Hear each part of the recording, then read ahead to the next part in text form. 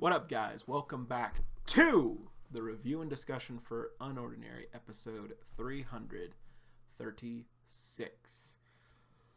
This episode is pretty good. I do like this episode. I don't like some of the actions that are taken in this episode, but that does not mean that the episode itself is not good. I think it's because there are some missteps in this episode. And by missteps, I mean the characters taking missteps. Not like missteps in the writing, so to speak. But let's go ahead and jump right into this. So, chapter starts out with everyone walking around. Everyone's talking about Untitled. Everyone's reading Untitled and just kind of discussing it. We then cut to Vaughn's office. Should I call him Vaughn or Victor? I guess we'll have to wait and see till like he gets like the season finale. Maybe in the season finale it will be like, guys, he's Victor now. Let's go with Victor. Anyway, but Keen is questioning Vaughn if he plans to intervene with everyone reading UnOrdinary now that it's being spread throughout the school. And Vaughn responds by telling him that he should read it because it's good. And that's honestly really cool, and it's really in line with character. It also kind of, we'll touch on that in a second. But Keen then warns him to be careful if he's caught reading it. But Vaughn does remind Keen that his time at Wellston is almost over. And it's good that the students seem to have something in common now to discuss amongst each other. And he also tells, he also mentions like, I'm not gonna stop everyone from reading a good book. So yeah.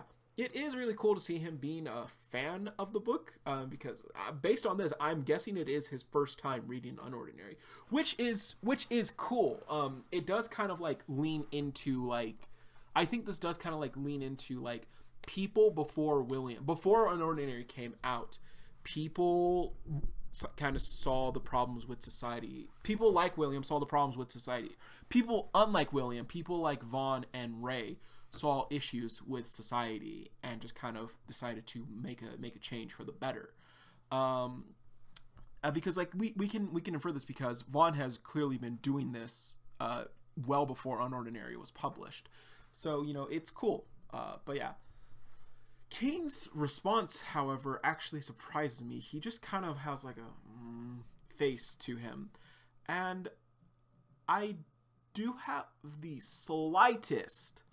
slightest thought that Keen may turncoat Vaughn.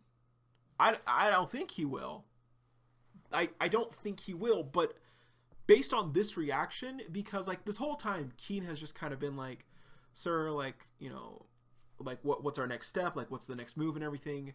But this response was kind of like, why are you hesitating now, Keen? And it is also, if anyone should turncoat against Vaughn, it would be Keen, because Keen is kind of the perfect candidate because we honestly don't know that much about Keen. We do know that he's loyal to Vaughn. We've seen it, but we actually don't know if his loyalty is legitimate or if his loyalty is just kind of surface level. I think I mentioned in my reaction, I think a cool reveal for Keen would be that either he was Vaughn's assistant or maybe he was one of the kids that Vaughn had to rehabilitate. But there's just that discussion. Anyway, I don't think it's highly likely, but that interaction did give me the kind of the slightest thought of like, wait a minute, why are you hesitating?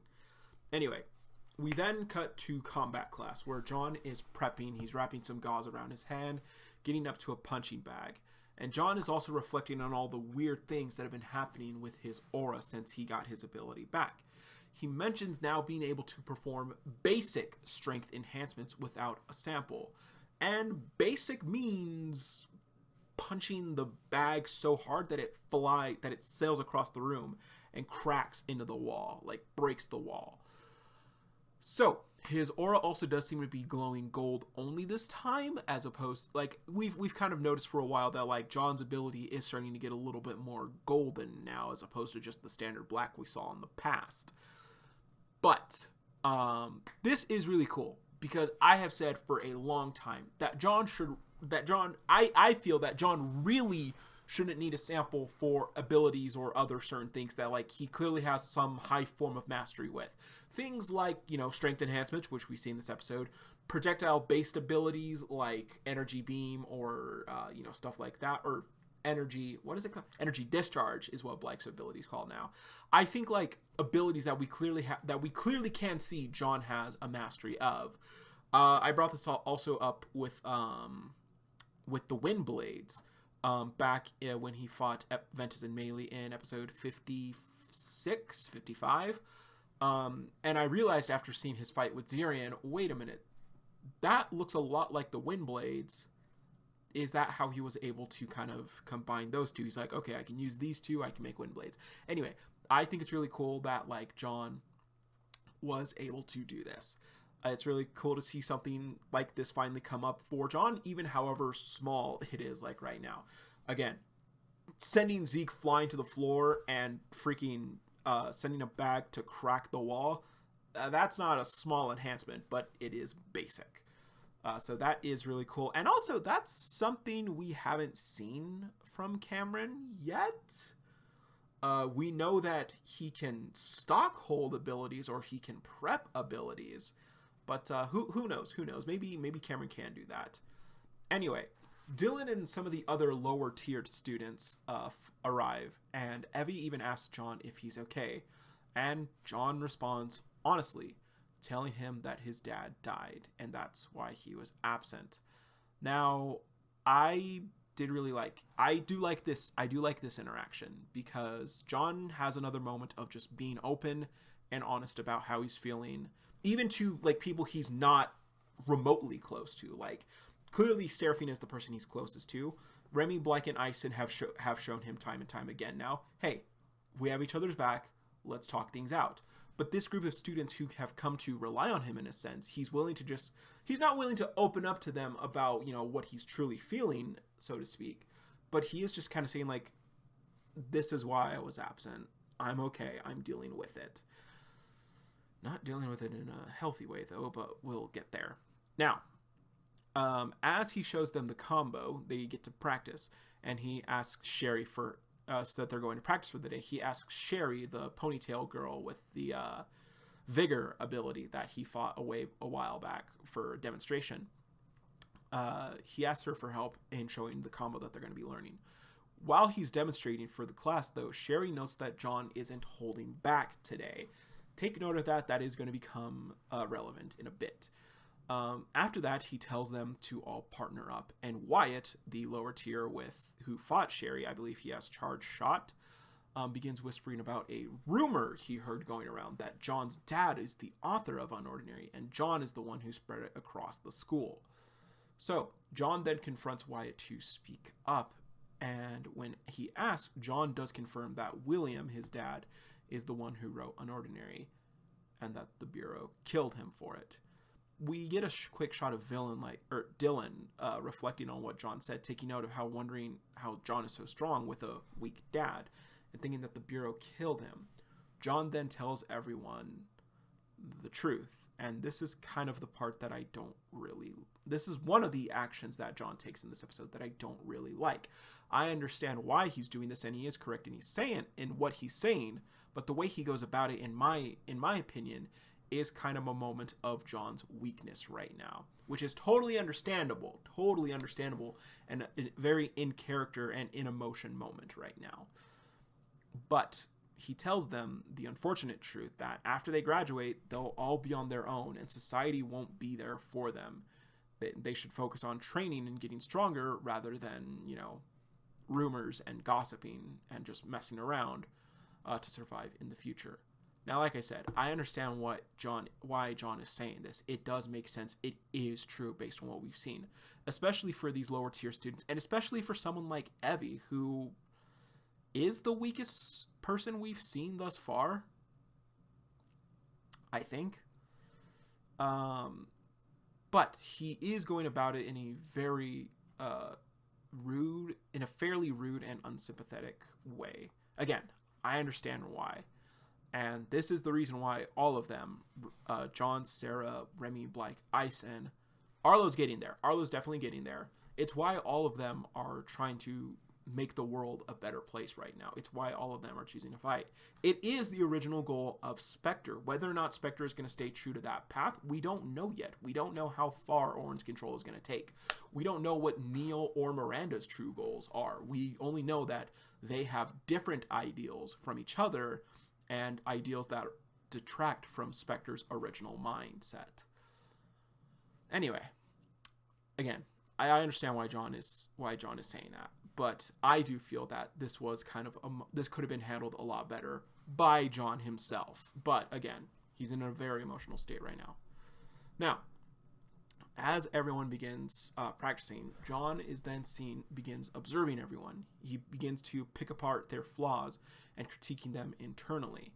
Again, take note of this. When Dylan comes over and tells him he thinks he has it down, John lets him showcase it. On the first attempt, John then tells Dylan he's not hitting hard enough and to go again. And go again. And again. And John then begins thinking about how William's strength and expert in hand-to-hand William's strength and his expertise in hand-to-hand experience, combat experience.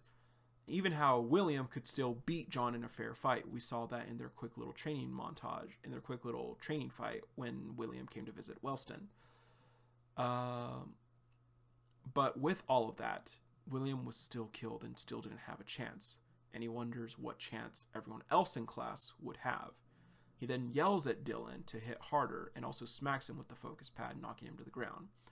And John realizes there's no point and just leaves.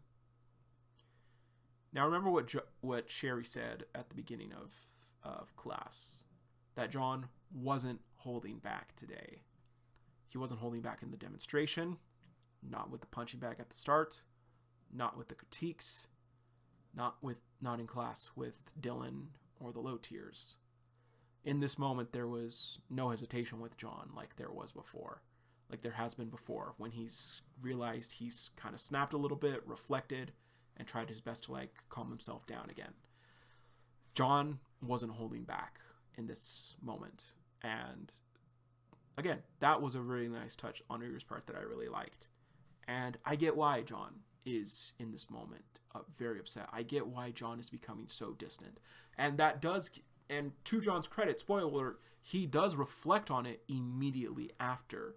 But in the moment, it's afterwards. It's afterwards, not in the moment. He doesn't save himself in the moment. John snaps, and when he's alone, he reflects on himself similar to the past. That was fucking stupid.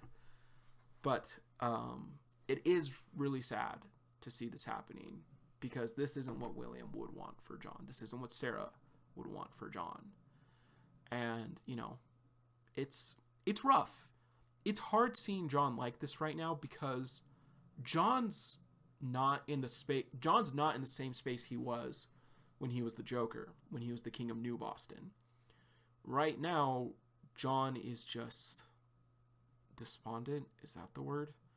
John just doesn't care anymore, and that'll become relevant in a second. We then cut to John on the roof, just kind of looking down on everything. And here, John does reflect on his actions. He knows he's supposed to help them. He wants to. But with both William and Sarah gone, he starts to feel like nothing matters. He starts to feel like he doesn't matter. And this is further backed by his next line. He mentions that he wants the Bureau to come for him so he can finally fight back and give them what he wants to do. And end everything. I do think that in this moment, John is basically saying that he wants to die fighting the Bureau. Like his dad did, like the Vigilantes did. He just wants them to come to end the suffering. He doesn't care about what happens to him. Before he says he doesn't care what happens to anyone else. He doesn't care about his safety before anyone else's right now. And like I said, it's hard to see this pain in John right now. And it's also a bit grim when you realize this scene is taking place on a school roof. A place with relation in fictional settings to a lot of attempts, so to speak. So, it's hard seeing John in this reflecting, like in this moment, just kind of, it's hard seeing him in this patch. And I do think John will be able to come out of it. John does have a lot of support right now, even if he doesn't think it, even if it doesn't feel like it. But it does become relevant soon after, because thankfully, the person I would have absolutely preferred over anyone else to arrive on this scene does show up. Remy opens the door saying that she's been looking for John. At first, I thought she was going to mention his freak out and just be like, hey, that wasn't cool, are you okay?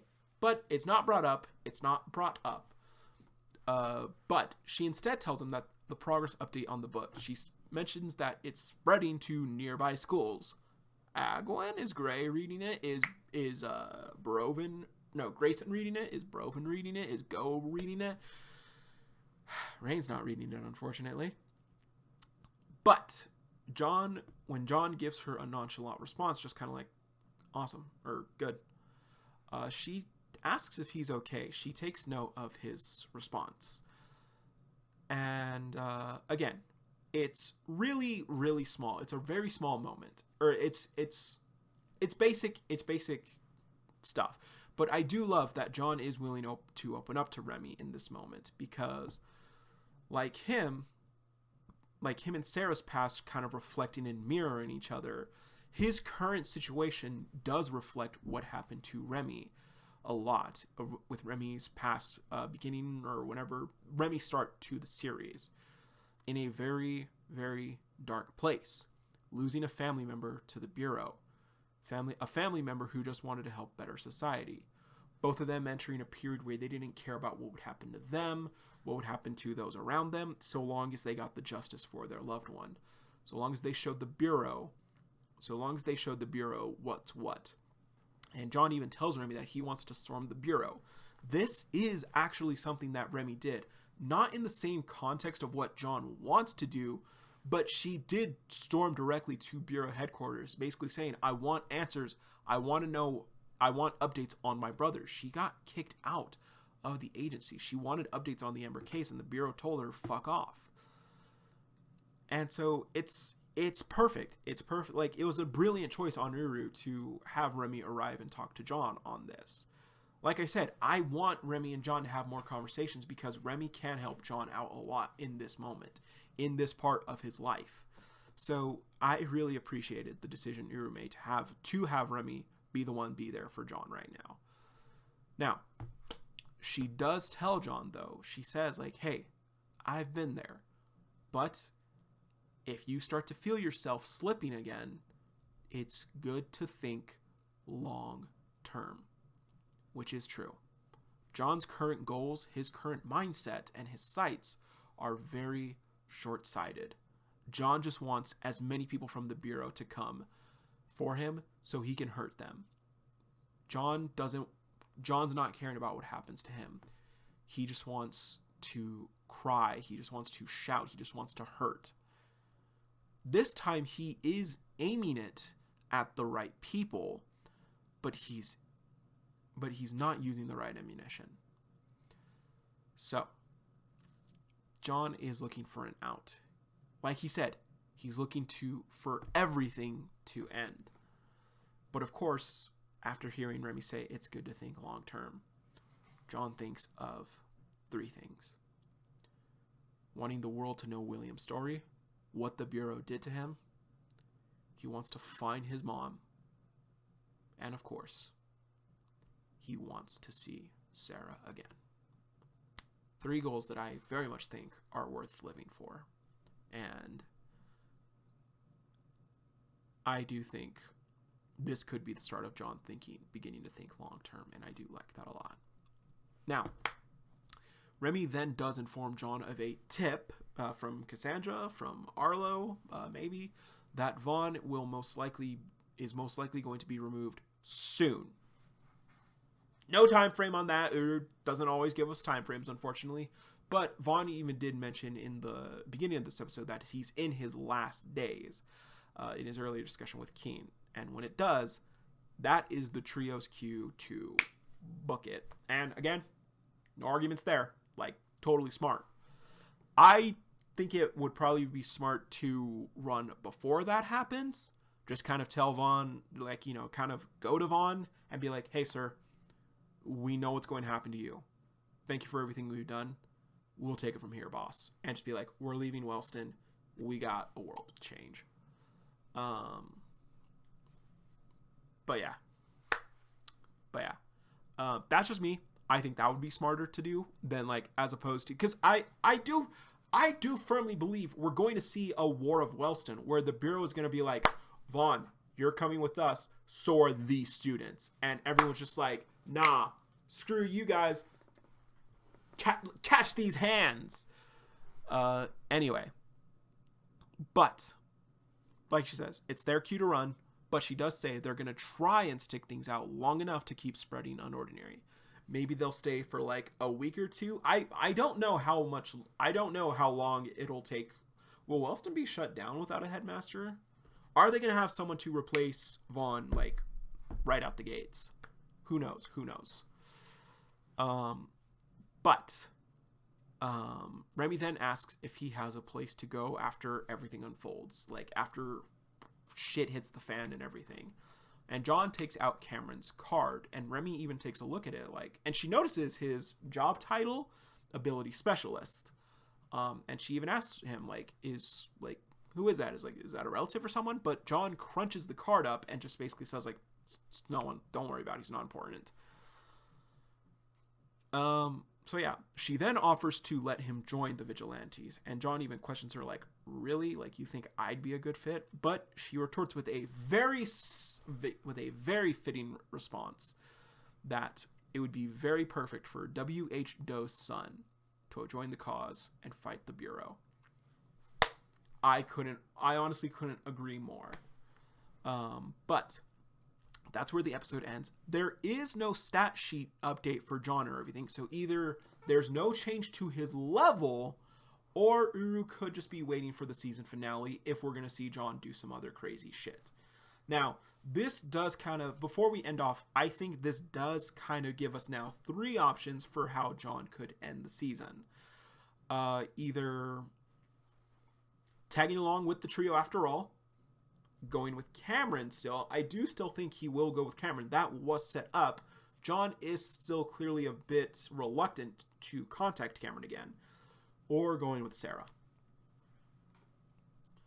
I guess a 4th could still be like John going out on his own still. But maybe John goes out on his own. Cameron finds him and is like, hey, stop being an idiot. Get in the car. I'm taking you home. But overall, I give this episode an 8.3. It's a really good episode. I do really like it a lot.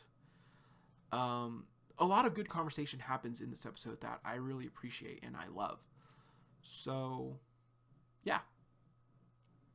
That's gonna be it for this review and discussion. Let me know what you guys think down below in the comments. And also, this video is coming out today. So we'll see you guys back here tonight. But guys, quick reminder that we are working on an UnOrdinary OC for the community. All we need now is his ability level. So we have a quick update on, or quick recap of what he is. He is a boy with blue hair and silver eyes named Hendrik, level 5.9, student at a 3rd-year student at Wellston, 5 feet 8.5 inches, and his hair, and he has a ponytail hairstyle similar to, but not exactly like Kuyo's. So guys, think of an ability and a passive for him. Make sure you put that in the comments or come to the stream tonight with that discussion so we can decide on what his ability is going to be. With all of that being said, everybody, thank you all so much for watching. And as always, everyone, see you, Space Cowboy.